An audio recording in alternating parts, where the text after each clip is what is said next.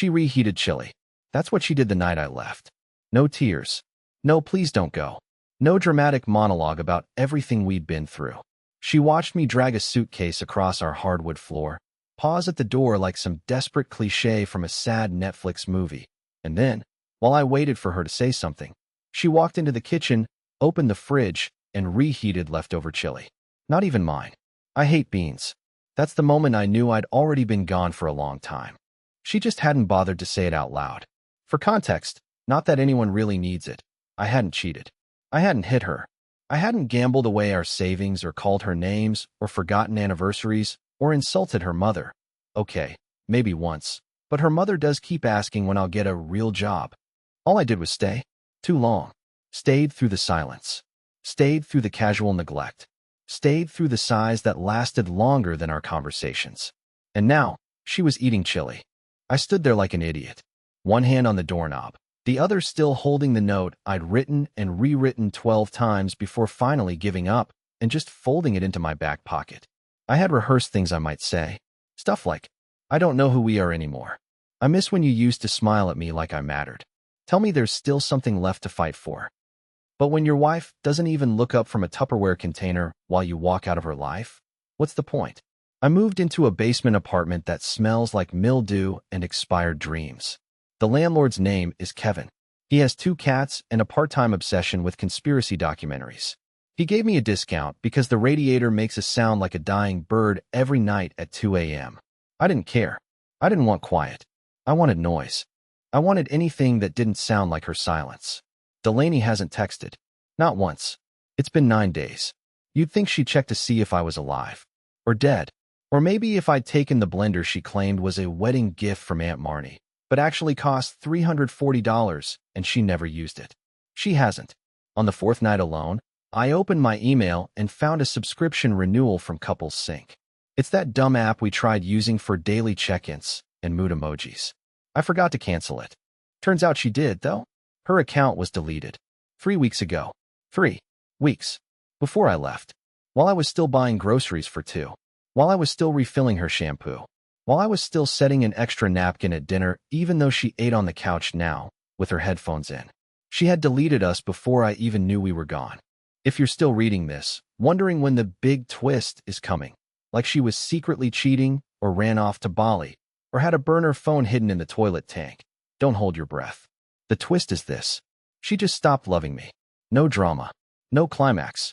No confession. She just evaporated emotionally. And I stayed long enough to notice every second of it. I didn't leave her out of anger. I left her so she could finally admit it. That she no longer felt anything at all. The worst part about disappearing isn't the loneliness. It's realizing how little space you actually took up. I figured the first few days would feel strange, like a limb had been cut off and my phantom life with Delaney would twitch and ache. But instead, nothing. I settled into the basement apartment like I had always lived there, like my old life had been a rental I quietly moved out of while no one was home. On day 10, I got curious and drove past our house. The porch lights were on. The same ceramic pumpkin sat beside the door, even though Halloween had come and gone. The blue watering can I always use still leaned against the side of the steps. For a second, I thought maybe she'd left it there for me. But then I saw her through the living room window, talking on the phone and smiling. Smiling in that carefree, unburdened way people do when they aren't waiting for someone to come home. When they aren't worried anyone's missing. That smile wasn't for me. Maybe it hadn't been for a long time. I left without knocking, without parking, without letting the engine idle too long. I didn't even let myself listen to music on the drive back. Silence felt more honest. Back at the basement, I sat on the floor beside my bed and finally opened the box I had refused to touch since moving out. Just a few personal things I had managed to grab without her noticing. A hoodie, some old letters, one Polaroid of us in Michigan on that rainy hiking trip where we both got food poisoning and laughed about it for months. I looked at her smile in the photo, wondered where that woman went. Then I realized I wasn't in the frame at all. She had taken a selfie. I was the one who took the photo, and yet I wasn't even in the memory. That night, I tried to text her. Not to come back. Not to ask why. Just to check if she noticed I was gone. I typed, "Hope you're okay." Simple. Harmless. Human. But I watched the typing bubble appear. Then disappear. Then nothing. She didn't even block me. She just didn't care enough to answer. That was somehow worse. So I went dark completely. I shut off my social media accounts, deleted our shared Spotify playlists, left the couple's savings account untouched. I even disabled location sharing, not that she was ever checking it. A week later, I got an email from my neighbor, Joel. "Hey man, didn't want to pry, but I noticed Delaney's been bringing a guy around. Just thought you'd want to know." I stared at that sentence for 20 straight minutes, like the pixels were going to rearrange into something that made sense. I didn't respond. I couldn't. What would I say? Thanks for confirming what I already suspected while pretending it didn't matter? No. I just shut the laptop and laid on the floor. Didn't even bother getting into bed. Just laid there, wondering how long it would take before my name started sounding foreign in her mouth. A few days later, I found myself doing something pathetic. I called our landline. We hadn't used it in years, but I knew the number. I called from a blocked ID and let it ring 5 times. Someone answered, but they didn't speak. I could hear the TV in the background, faint humming. A man's laugh. Not mine. I didn't say a word. Neither did they. We just breathed into the same empty space for 6 long seconds before they hung up. That's when I realized something important. I hadn't left Delaney. I had erased myself, and she was more than okay with that. I told myself I wouldn't check, that I'd let go completely, be the bigger man, walk away with dignity, as people say, though I've yet to meet a man who did that without bleeding out on the inside. But on day 17, after too much cheap whiskey and not enough sleep, I cracked. Not by calling her, not by begging or leaving voicemails like some broken high school ex. No. I simply opened our shared calendar. We used to sync everything: bills, doctor appointments, dinner with her sister, vet checkups for the dog we never got, reminders to cancel free trials. It was one of those digital routines that quietly stitched our lives together until we stopped noticing the thread.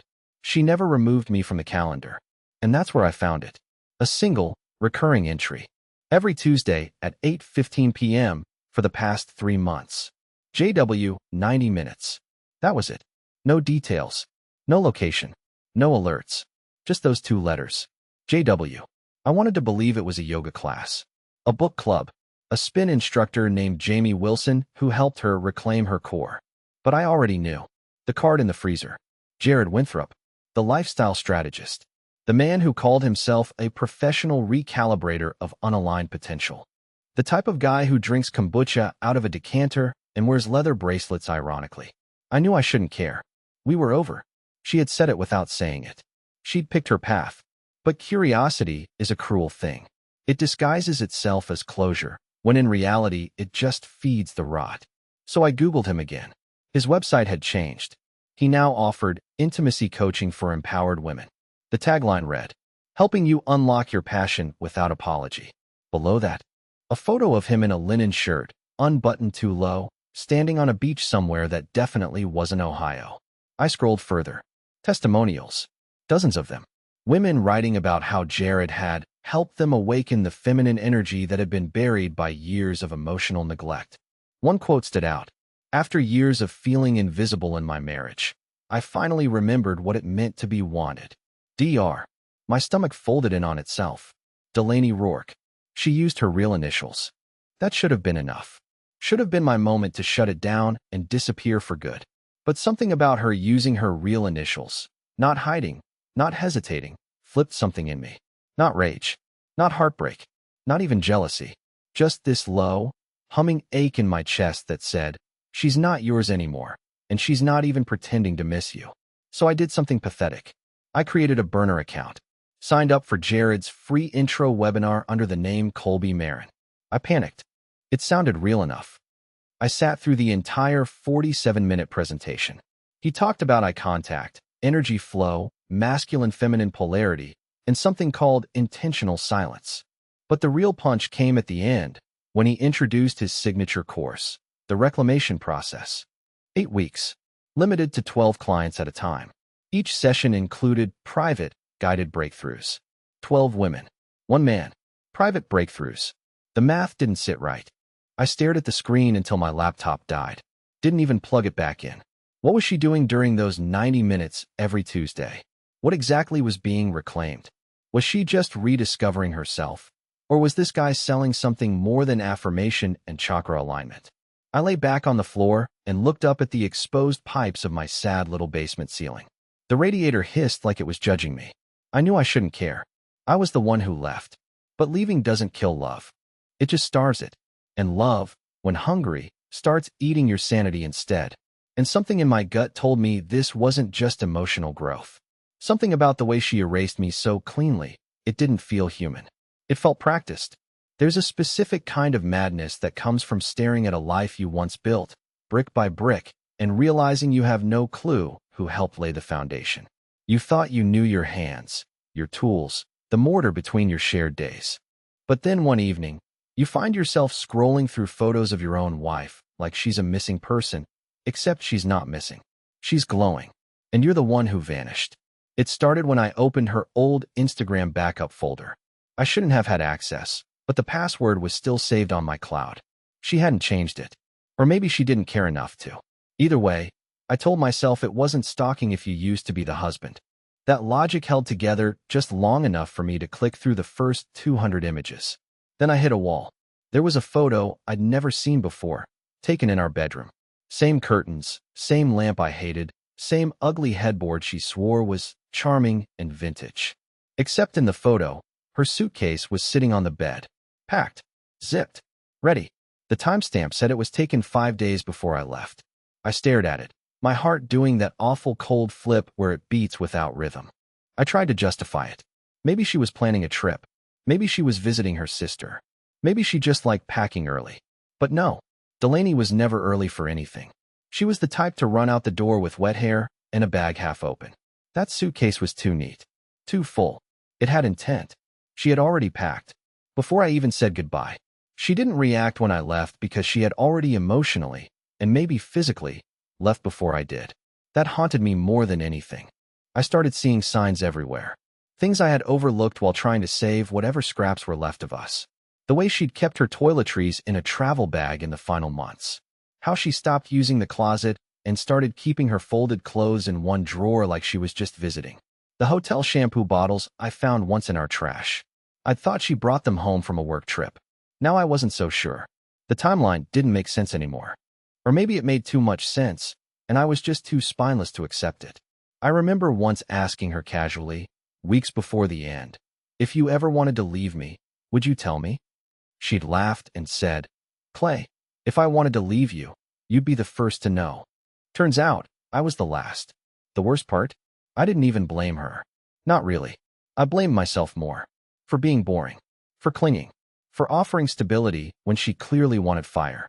For not noticing that she had already replaced our marriage with whatever she was doing every Tuesday night. I looked up Jared Winthrop's schedule again. His next retreat was in Arizona. Private, remote, women only. I thought about booking a flight. Not to confront her, I wouldn't dare. But maybe just to sit across the road and see her one last time from a distance. Just enough to say goodbye to the version of her that still lived in my head. The one who wore my hoodie while brushing her teeth. The one who cried during dog commercials. The one who once told me I made her feel like she had a future. That woman was gone. And in her place was someone who could calmly reheat chili while her husband walked out forever. I went back to that frozen business card and held it in my hand like it might still be cold. I stared at the embossed name until it blurred. Jared had reclaimed her, apparently. Coached her. Liberated her. And what did I do? I let it happen. Silently. Pathetically. Like a man who watched his house burn down from inside and didn't even move until the smoke stung his eyes. I finally opened the envelope I had written before I left. The one I never gave her. It just said, I would have stayed if you asked. I laughed. Bitterly. She didn't. You ever get the feeling that someone's watching you, but they aren't? That moment where the hair stands up on your neck, but there's nothing behind you but air and your own rotting thoughts? That's what my life became. One long, slow crawl through shadows I couldn't explain. I thought disappearing from Delaney's world would give me peace. Closure. Something noble. But all it gave me was more questions. It started with the voicemail. Blocked number. No transcript. Just 38 seconds of silence. Then one muffled word at the end I couldn't make out. I played it 17 times with the volume maxed out and my headphones pressed tight. I thought maybe it was wind. Traffic. An accidental pocket dial. But then I heard it again, right at the end. Faint. Like it was spoken through clenched teeth. Don't. Just that. One word. I sat there holding my phone like it might explode. I didn't know what I wasn't supposed to do. Call her? Come back? Dig deeper? I assumed it was her. But I didn't know. The voice didn't sound like Delaney's. Or maybe I'd just forgotten what her voice sounded like when it wasn't filtered through tiredness and emotional absence. I didn't sleep that night. Instead, I opened up every old backup I had. Laptop folders, cloud syncs, the messy little corners of our digital marriage. I wasn't looking for revenge. I wasn't looking to catch her doing something wrong. I just wanted something real. Something to prove that our love hadn't been entirely one-sided. Something to justify the version of her I still whispered good night to when the lights were off. But what I found was worse. There were photos, dozens, but not of us. Other women, all tagged in shared folders. Names I didn't recognize. Faces blurred in the background of events I hadn't attended. I thought maybe they were her clients. Delaney worked in marketing for a small PR firm. She always had clients and influencers orbiting her life like satellites. But some of these photos were intimate. Not sexual, but close. Hair tucked behind ears. Fingers brushing arms. That soft look you give someone when you want to be seen. And one woman, Avery Holloway, appeared far too often. Her name showed up in receipts, in Lyft logs, in random little notes on Delaney's phone, like, tell Avery about Tuesday. Buy wine for A. No gifts, just time. I looked her up, and I wish I hadn't. Avery had been reported missing 6 months ago, last seen at a boutique wellness retreat in Arizona. No foul play suspected, but her friends said she changed after attending. Became reclusive, eventually stopped returning calls, then disappeared. I sat back, heart pounding so hard I could hear the blood in my ears. The same retreat Jared Winthrop hosted. The same location listed on Delaney's calendar. The same time she stopped answering me like I was a person and started treating me like a fixture in her environment. I scrolled through Avery's tagged photos again, and one nearly made me drop my phone. There was Delaney, standing just behind her, wearing sunglasses and a loose white dress I'd never seen. Her arm around Avery's shoulders. Smiling. Not the tight, fake smile she'd given me for the past year. No, this smile had teeth. And malice. The timestamp? 2 weeks before Avery vanished. I suddenly couldn't breathe. Couldn't think. Couldn't rationalize. I told myself it was just a coincidence. That Delaney couldn't, be part of something like that. But deep down I knew. Knew the way her eyes looked dead behind the smile. Knew the way she had rehearsed our breakup like a scene she had already acted out a dozen times before. She didn't cry when I left because she'd already played that scene.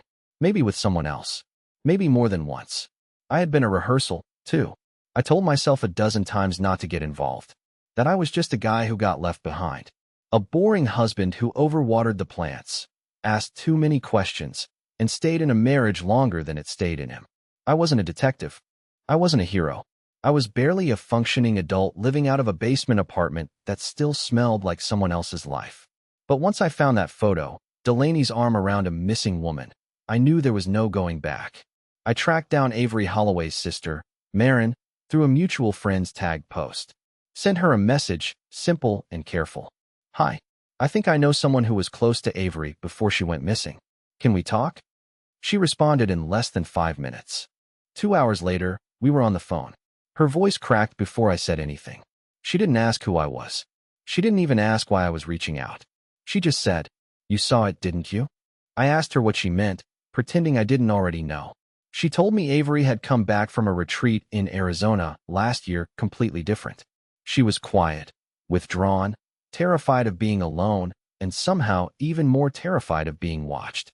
One night, Avery called her sobbing, whispering that she thought someone was following her.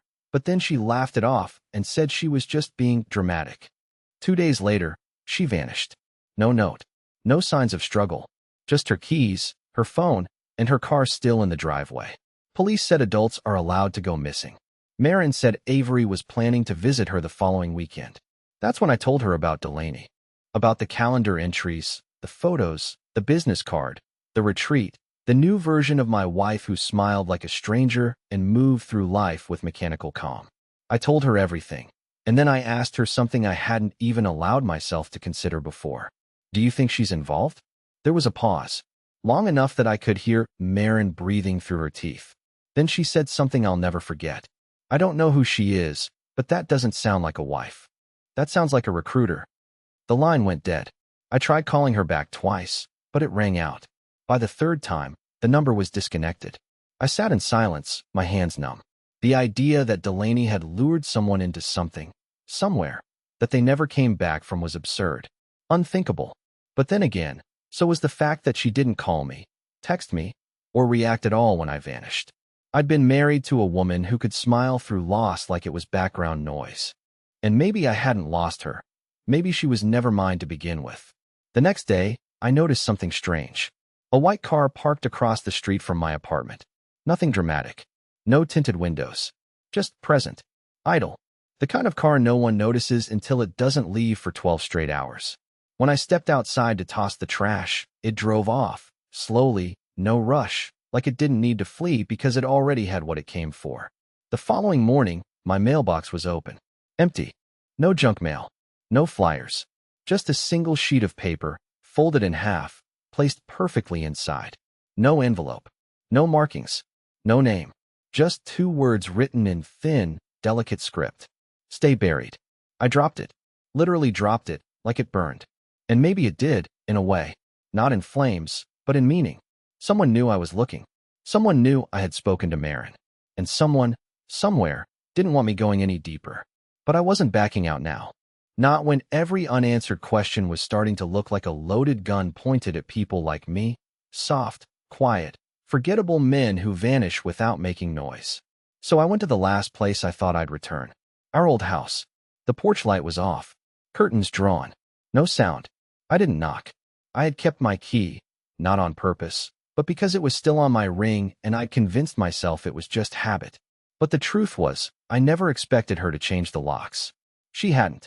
I walked inside, and that's when I saw the photo, sitting right there on the kitchen counter, next to the pepper grinder and a candle that hadn't been burned in months. It was me. A photo of me. Not from our marriage. Not a memory. A new one. Taken from behind. At my basement apartment. I didn't hear her come in. I only saw her reflection in the oven door. Standing behind me. Calm. Still. Smiling. I don't remember putting the photo back down. I don't remember closing the front door behind me. All I remember is that the house smelled the same as it did the night I left. Faint detergent, burnt coffee, a little like cedar, but everything inside it felt rearranged, as if someone had taken my memories and placed them back crooked. The photo of me on the counter was taken from outside my basement window. The angle was unmistakable. That meant Delaney, or someone working with her, had been watching me for weeks. And yet here she was, standing behind me, reflected in the oven door like a ghost I'd conjured by mistake. She didn't rush forward. She didn't scream. She just tilted her head slightly, like a curious bird, and said in a voice so steady it made my skin crawl, "You weren't supposed to come back." I turned around slowly. There she was, same loose white dress, hair tied back, bare feet on the kitchen tile. But her face was different. Not angry. Not guilty. Just serene, like someone who'd already accepted the ending of a story while you were still on chapter 2. For a moment, I couldn't even speak. All the questions I'd rehearsed evaporated, leaving me standing there holding nothing but my own heartbeat. Why are there photos of me? I finally managed. My voice cracked. Why is there a picture of that woman? Avery. What? Delaney raised her hand gently, like a teacher silencing a classroom. You don't understand, she said softly. This isn't about you. It never was. You stayed in a life that was already over, and I let you because you were harmless. But now you're doing something you don't understand, and that's dangerous for both of us. I laughed, a thin, broken laugh that sounded more like a cough. Dangerous? I'm your husband. I loved you. I tried to fix us. You were the one who stayed. She cut in, her tone sharp for the first time. You think people just drift apart. But some people don't drift, Clay. Some people get recruited. Some people get reshaped. I gave you every chance to leave quietly. And you did. But you couldn't just let it die. You had to dig. And now, she trailed off, her eyes flicking to the window like someone might be listening. I felt like the floor tilted under me. Recruited for what? I asked. Who's Jared? What did you do to Avery? My voice cracked again, louder this time. What the hell is going on? For the first time, she stepped closer. Just one slow step, but it felt like a line being crossed. She smelled like eucalyptus and something faintly metallic. Her voice dropped to a whisper. You don't want to know, Clay? You're not built for knowing. You were supposed to fade. And then, like a switch, her expression softened. She reached up and touched my cheek. The first time she'd touched me in months. The gesture should have felt intimate. Instead, it felt like someone checking a pulse. Go back to your basement, she murmured. Pack a bag. Leave town tonight. Don't tell anyone. Don't look back. This is the last warning you'll get. I stepped back, heart hammering. Or what? Her eyes locked onto mine, and for the first time I saw something under the calm. Not love, not even hate, but a kind of pity. Where you'll disappear like the others. I don't remember how I got out of the house. One moment she was standing in the kitchen, the next I was outside in the driveway, my hands shaking so badly I could barely get the key into the ignition. When I looked back at the window, the curtains were drawn again. The house was dark.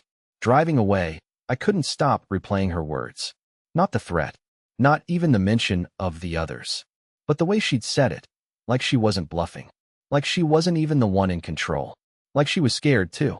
By the time I reached the highway, my phone buzzed. One new message. No number. No name. Just a single line. Too late. I dropped the phone on the passenger seat and pressed harder on the gas. In the mirror, headlights appeared. White car. Same one as before. This time it didn't turn off. It stayed on me, steady, like it had been waiting for this exact moment. I realized, for the first time, that leaving Delaney might not save me anymore. It might already be impossible.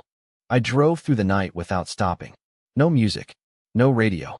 Just the sound of tires tearing down asphalt and my own breath echoing inside the car like I was afraid to exhale too loudly. The white car kept its distance, but never vanished. It wasn't a chase. It was a reminder. I'd crossed a line Delaney told me not to, and now someone, was making sure I understood that. But something shifted as the sky began to lighten, somewhere past the county line. It was subtle at first. A flicker of recognition in the back of my mind. A thought I hadn't let myself think since this all began. You're still alive. You're still choosing. I didn't have to be the man who faded. I didn't have to be the quiet one. I didn't have to keep apologizing for needing answers. At a gas station just outside a town called Briar Glen, I pulled in sharply, got out, and walked straight into the bathroom, locking the door behind me. My hands trembled as I opened my phone and deleted everything. The calendar, the photos, the folders, the backup accounts. All of it. Gone. Then I took the SIM card out and snapped it in half with my teeth clenched so tight I thought they'd crack. When I stepped back outside, the white car was parked across the road. No one inside. That was my chance. I didn't run. I walked. I walked 3 blocks to a bus station, bought a ticket to the first place I'd never heard of, and disappeared again, but this time on my own terms. 6 months later, I live in a small coastal town where no one knows my name. I work at a hardware store. I eat breakfast in a quiet diner that smells like cinnamon and old people's stories. I rent a cottage with a view of the sea and a gate that squeaks when the wind is high. And I'm okay. Not perfect. Not healed. But okay. I never heard from Delaney again. I don't know if she's still involved with whatever Jared Winthrop was selling. I don't know if she even remembers me. But I've stopped needing to know. Maybe she was part of something sinister. Maybe she was just a woman searching for control in a life that made her feel small. Whatever the truth is, it's hers now. Not mine. What matters is this. I didn't disappear. I rebuilt. I write in a notebook every morning. I talk to a retired schoolteacher named Evelyn who brings her dog to the beach and once told me I have sad eyes, but a good heart. I adopted a cat named Mercury who hates everyone but me. And sometimes, not always, but sometimes, I look at myself in the mirror and think, you made it out. That's more than I ever thought I'd get. So here's what I'll say to the next guy who finds himself sitting on the floor with a suitcase full of someone else's silence. You're not too late. You're not too soft. You're not too broken. Walk away. Then build something so peaceful no one can take it from you. Even her.